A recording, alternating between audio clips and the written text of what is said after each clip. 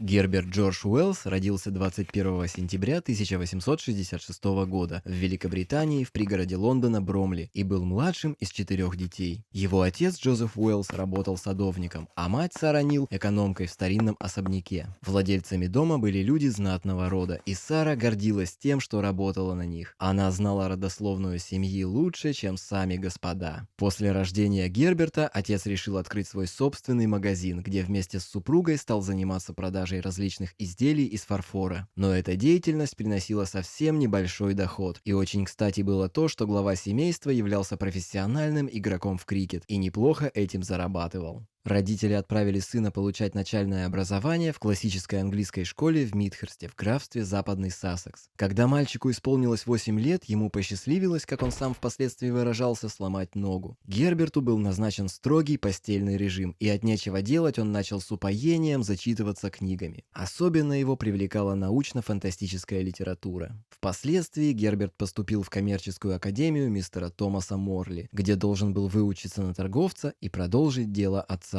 Однако судьба распорядилась иначе. Когда мальчику исполнилось 13 лет, его отец сломал бедро, что положило конец карьере профессионального игрока. Матери пришлось вернуться на прежнее место работы в особняке, а детям искать работу и помогать семье. В юном возрасте Герберт сменил немало профессий. Он трудился помощником в мануфактурной лавке, преподавал в начальных школах, в то время можно было сдать экстерном экзамены на учителя и получить диплом, что он и сделал. Работал в аптеке, но ничего из этого не могло принести юноше удовлетворение, ведь он мечтал о науке. Однако, работая младшим преподавателем в одной из школ Мидхерста, он сумел привлечь внимание своих наставников. В награду за прилежный труд молодому человеку позволили бесплатно обучаться биологии и естественным наукам целый год, а учить его должен был известный зоолог и ученый Томас Гексли, который когда-то был учеником самого Чарльза Дарвина. Уэллсу чрезвычайно повезло с наставником. Гексли был не только блестящим биологом, но и ученым-мыслителем. Он стремился постичь законы природы и человеческого общества, понять связь человека с животным миром и характер их разногласия. Неудивительно, что Уэллс достаточно быстро проникся мыслями и философским настроением своего учителя. Будущий писатель был очень прилежным учеником, и ему удалось сдать сложнейшие вступительные экзамены в так называемую нормальную школу, высшее учебное заведение, готовившее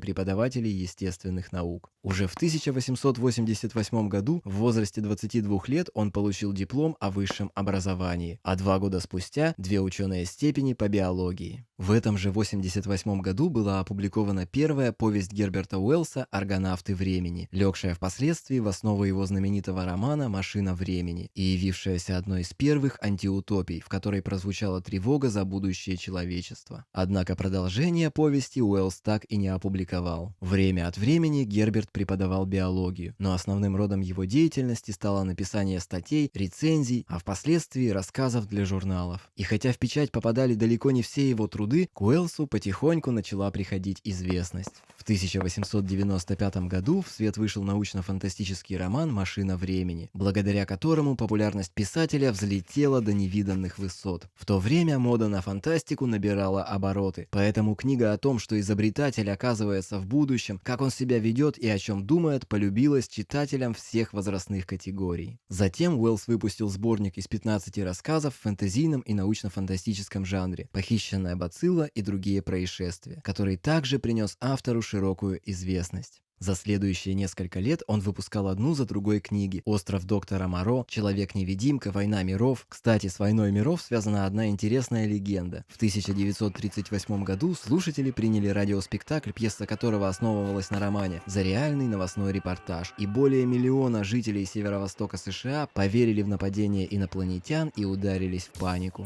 Так, с помощью конкретного и точного описания Уэллс воздействовал на своих читателей. В этом произведении он описал войну с использованием отравляющих газов, военной авиации и устройств, похожих на современные лазеры. В 1914 году Герберт Уэллс выпустил роман «Мир освобожденный», где им была представлена война с применением атомных бомб, по описанию очень похожая на события Второй мировой войны. В этом же году он впервые посетил Россию, где был гостем семьи бывшего революционера-народовольца Аркадия Тыркова в новгородской деревне Вергиже. Уэллс долгие годы интересовался Россией, полагая, что ей уготована особая роль в истории человечества. Он много читал об этой загадочной стране и хотел воочию увидеть жизнь русской провинции. Примечателен тот факт, что писатель чуть не погиб во время этой поездки, когда сани, на которых он добирался до деревни по замерзшей реке Волхов, провалились в полынью, и Уэллсу лишь чудом удалось выбраться. 2 суток, которые он провел в гостях у Тыркова, подарили ему массу впечатлений. Писатель беседовал с помещиком и крестьянами, с учительницей и священником, вникал во все подробности деревенской жизни и сам произвел на обитателей Вергижи сильное впечатление своей веселостью и яркостью ума. Впечатления от этой поездки были переданы в вышедшем в 1918 году романе «Джоанна и Питер», герои которого едут в Россию, чтобы узнать ее изнутри.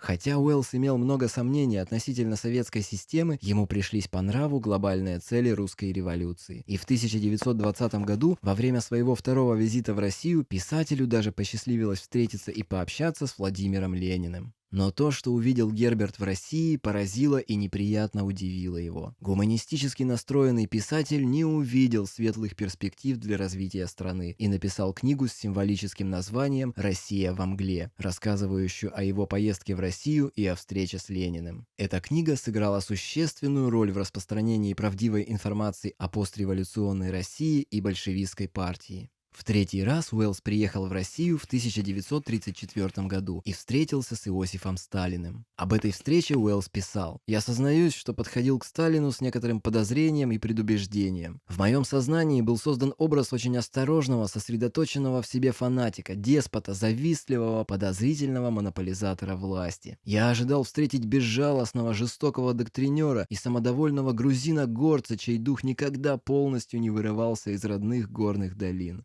Все смутные слухи, все подозрения для меня перестали существовать навсегда, после того, как я поговорил с ним несколько минут. Я никогда не встречал человека более искреннего, порядочного и честного. В нем нет ничего темного и зловещего, и именно этими его качествами следует объяснить его огромную власть в России». Тем не менее, поездка подтвердила опасения Уэллса. Его возили только по специально подготовленным местам, и там его встречали счастливые, радостные лица. Однако он сумел увидеть, что творится в стране на самом деле, стал противником тоталитарного режима и выступал как яростный пацифист. В конце 30-х годов Уэллс вплотную занялся изучением современных диктаторов, таких как Сталин, Гитлер и Муссолини. Он описал их психологическое развитие и считал, что западным социалистам не достичь компромисса с коммунистами, поэтому надежда на лучшее будущее находится лишь в Вашингтоне. 13 августа 1946 года, за месяц до своего 80-летия, Герберт Уэллс скончался. На похоронной церемонии английский писатель Джон Бойнтон Пристли назвал Уэллса человеком, чье слово внесло свет во многие темные закоулки жизни. Тело писателя было кремировано, а прах в соответствии с завещанием был развеян над проливом Ла-Манш между мысом Сент-Олбанс и островом Уайт. Герберт Уэллс по праву считается родоначальником научной фантастики. Его последователями являются такие знаменитые писатели-фантасты, как братья Стругацкие, Александр Беляев и многие другие. Однако сам писатель себя фантастом не считал. Он называл свои произведения научными трудами. Уэллс первым ввел такие понятия в фантастике, как параллельные миры, антигравитация и образ человека-невидимки. Он был 4 раза номинирован на Нобелевскую премию по литературе, правда, так ее и не получил.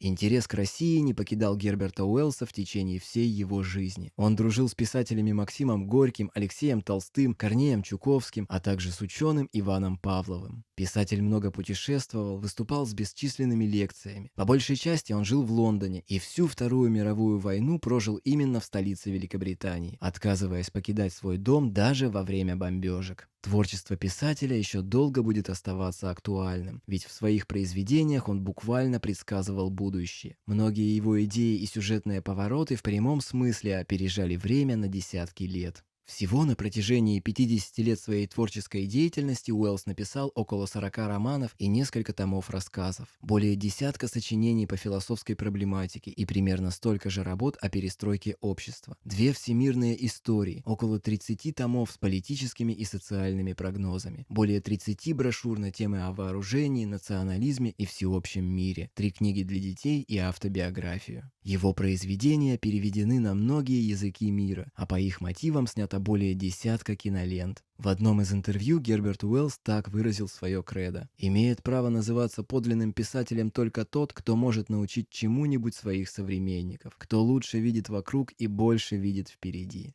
Я всегда склонен был думать, что я все-таки таков». Это была история Герберта Уэллса.